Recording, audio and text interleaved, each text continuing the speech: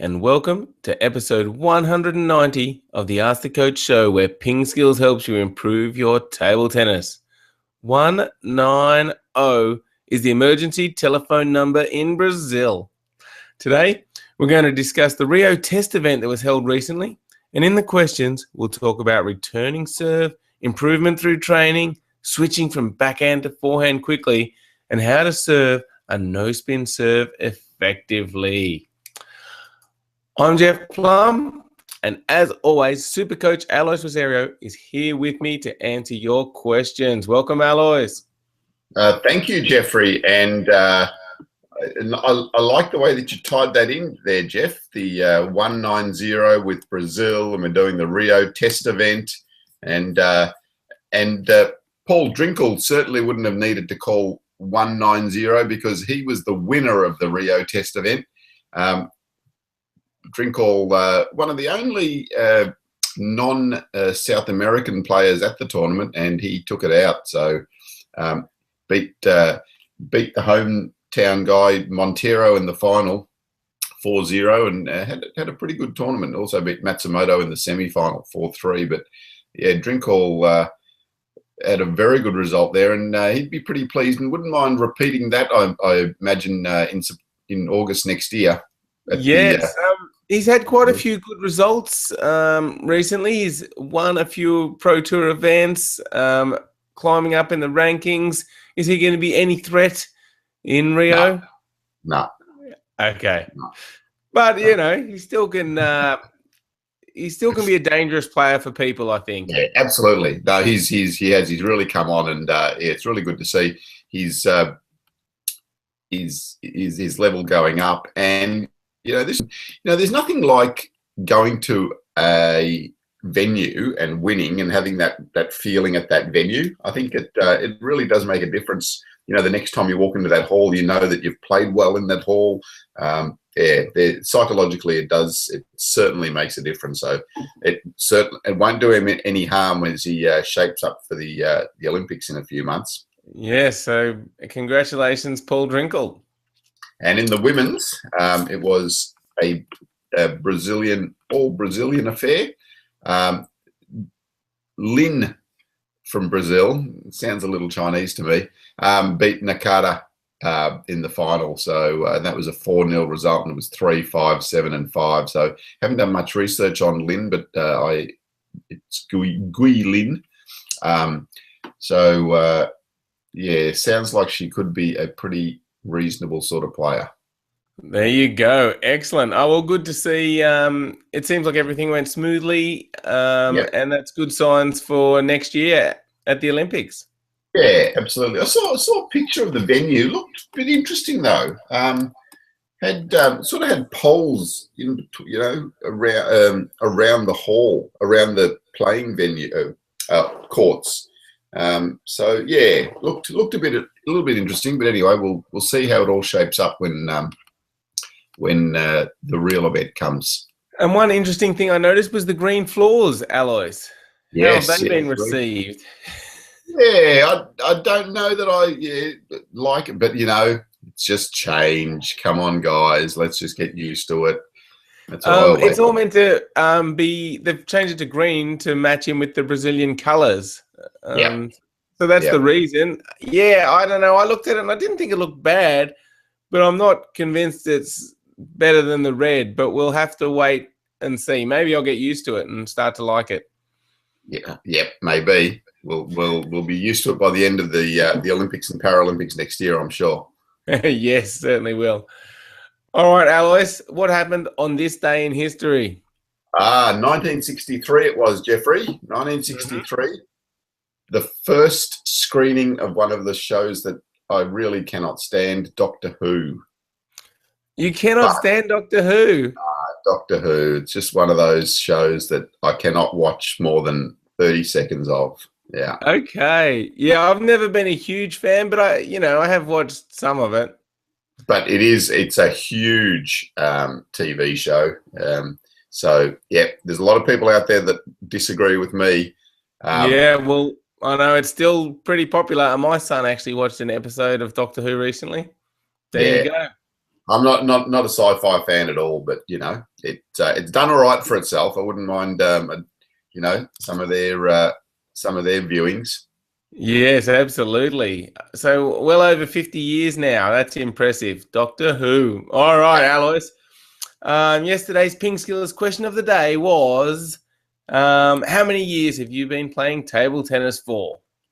And have you ever Well, taken a break? yeah. Well, so I suppose I started playing when I was about 5. So that was about 12 years ago.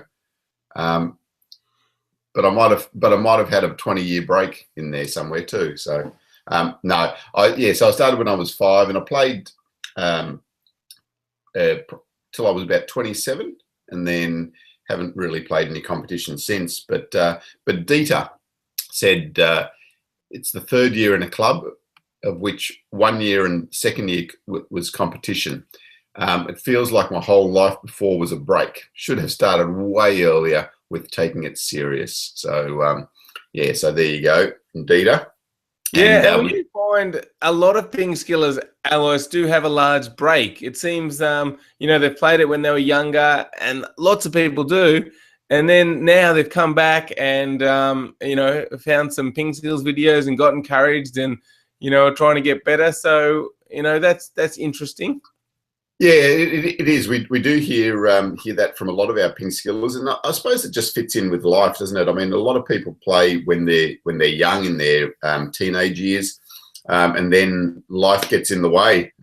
You know, getting jobs and married and kids and all that sort of thing. And when you come out of the other side and you've got a little bit more time, a lot of people think, well, what can I do? You used to play table tennis and get back into it. And I think it's why table tennis is great.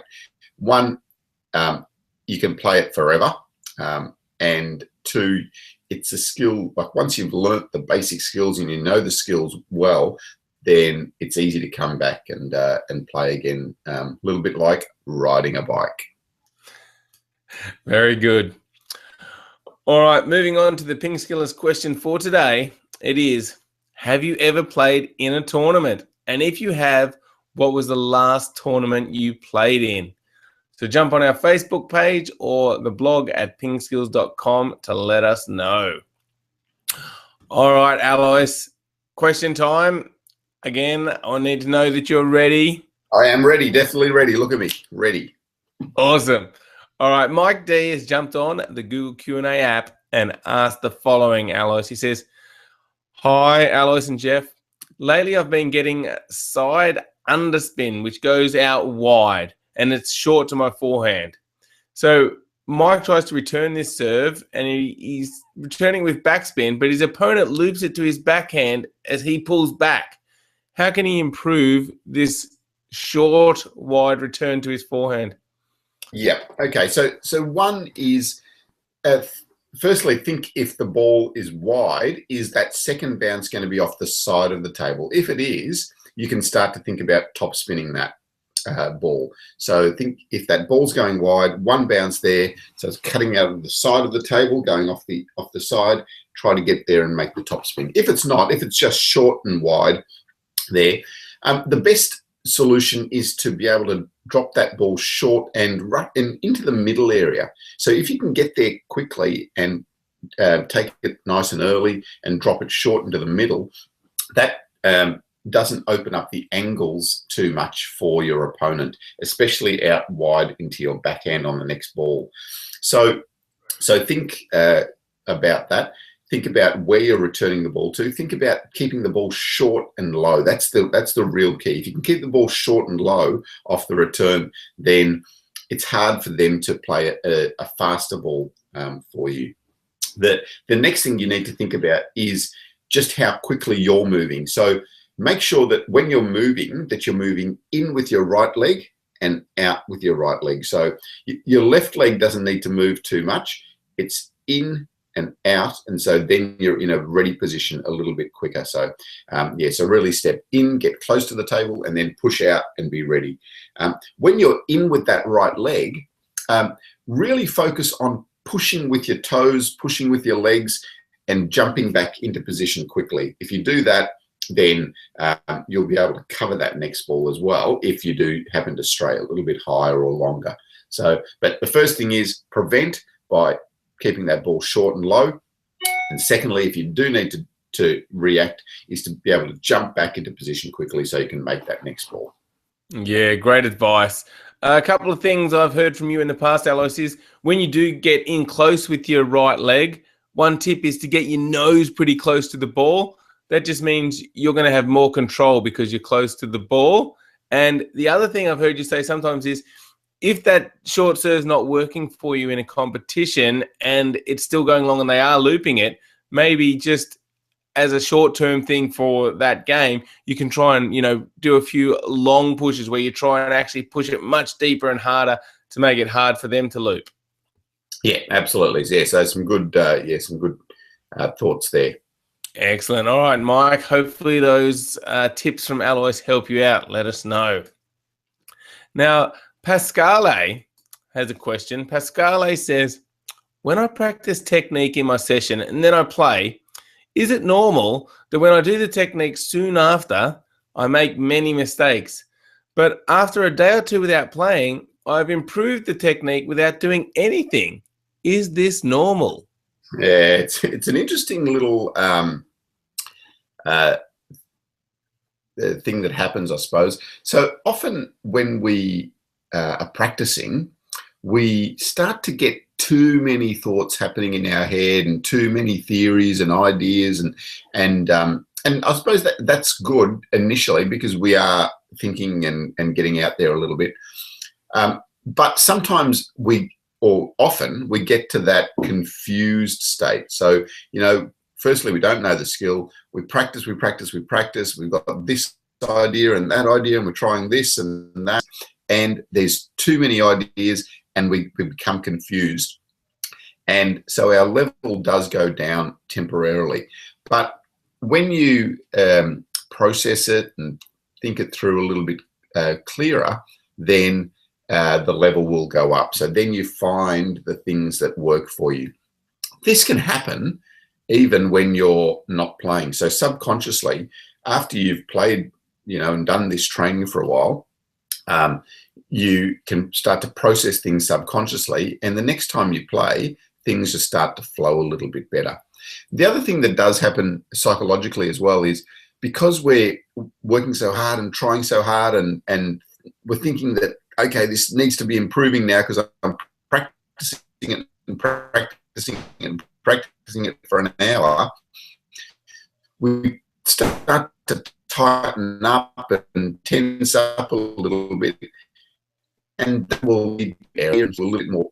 But the next time we go out onto the table, and it might be in a day's time or in 2 days' time, we are back to our relaxed state. We've got that practice in our memory. It's there. We've been processing it subconsciously. We walk out on the table and bang, the stroke just works. So yeah, it's an interesting phenomenon that happens, but it's a pretty common one. Yes, indeed. So perfectly normal, Pascale. Great question, though. And Alois has actually written a blog about training and improvement and how it's a long-term activity. And I think it's kind of relevant here. So I'm going to put a link in the show notes to that blog. Good question, Pascale. So keep working, keep training, and keep improving. Next up, Bob says, hi. I seem to have challenges going quickly from the backhand to the forehand and the forehand to the backhand. I tend to get stuck and not switch very quickly. Are there any ways to improve this? Yeah, definitely, Bob. So one of the things that happens here is that often we stop tracking the ball, or we forget about watching and tracking the ball carefully. Now, tracking the ball is important beyond important. So you just need to firstly focus on that. So what happens is when you start to get a little bit stuck, switching from forehand to backhand, it's usually because you're not watching the ball and you're almost trying to anticipate or judge where the ball's coming. So the ball's there, you've turned here because you think that the ball might be coming to your forehand, and then the ball comes to your backhand area. And so then it's difficult to switch into the backhand area.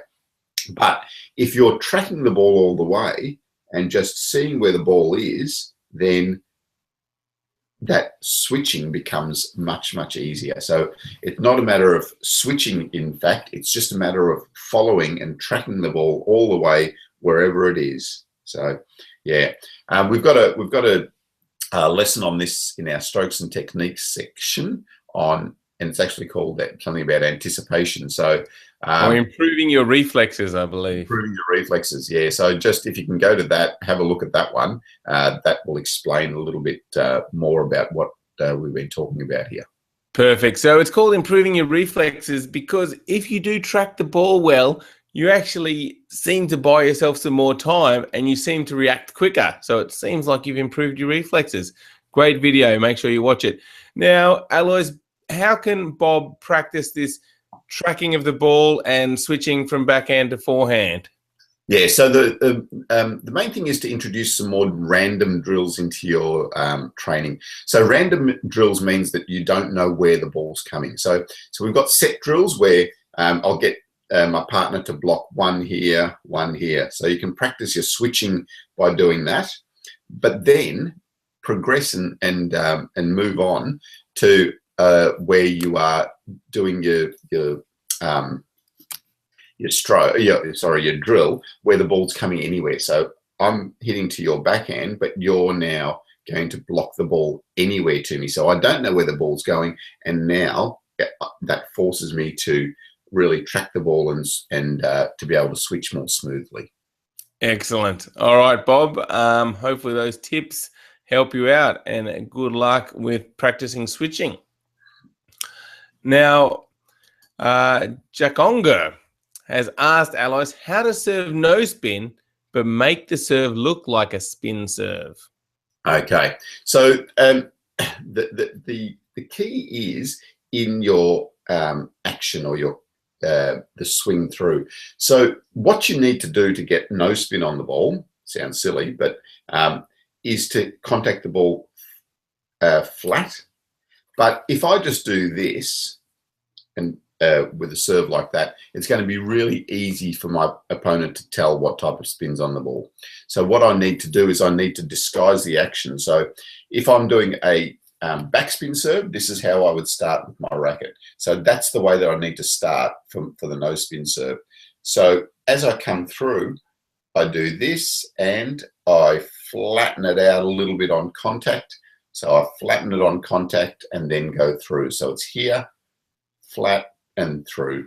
So that slight change in the action but keeping it as similar as possible to the spin serve makes it harder for my opponent to read. So that's the main thing. The disguise comes by keeping the rest of the action as similar to another serve as you can, and then just flattening out the contact. Yeah, interesting.